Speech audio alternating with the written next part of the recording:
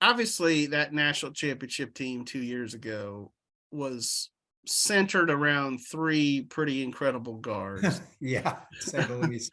In Jared Butler, Davion Mitchell, Maceo Teague. Those guys will be legends at Baylor for a long, long time.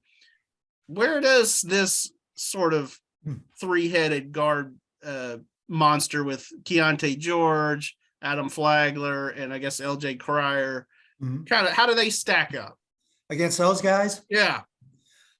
Well, I don't think they're as good. Collectively? Yeah, I mean, all three of those guys were, let's see, Jared, I guess, was a junior. The other two guys were seniors.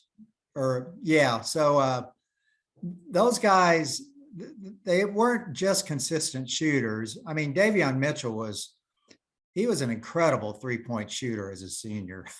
I mean, he got so much better.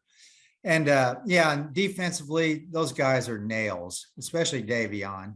And he kind of sparked the other guys to kind of, live up to his level. These guys, I think Flagler's the only real good defender among those three. I think Keontae, I think he's just still kind of learning, how to play defense at the college level. Now, he does hustle. He will take a charge. So I don't think it's a matter of not wanting to. Now I think LJ's got a way to go as a defender. I think he's probably, the worst among those three. But as far as shooting, they're pretty comparable shooting wise. All three of those guys can really shoot. I just think it's more on the defensive end. Yeah, obviously Davion was National Defensive Player of the Year, so that's a pretty big feather in that group's cap.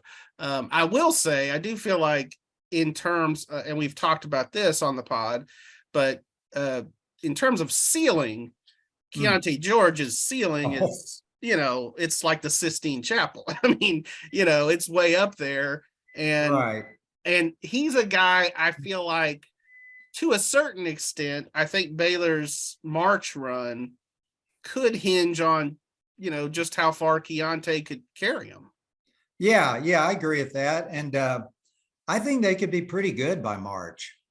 I mean, he's going to get a lot better. Jalen Bridges is definitely playing a lot better than he has. So those two guys will help. I think they're, Scott's really good about like figuring out his team, what they can do well.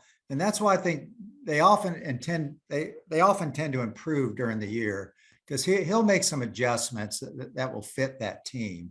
And I think we're starting to see that right now. Yeah, no doubt.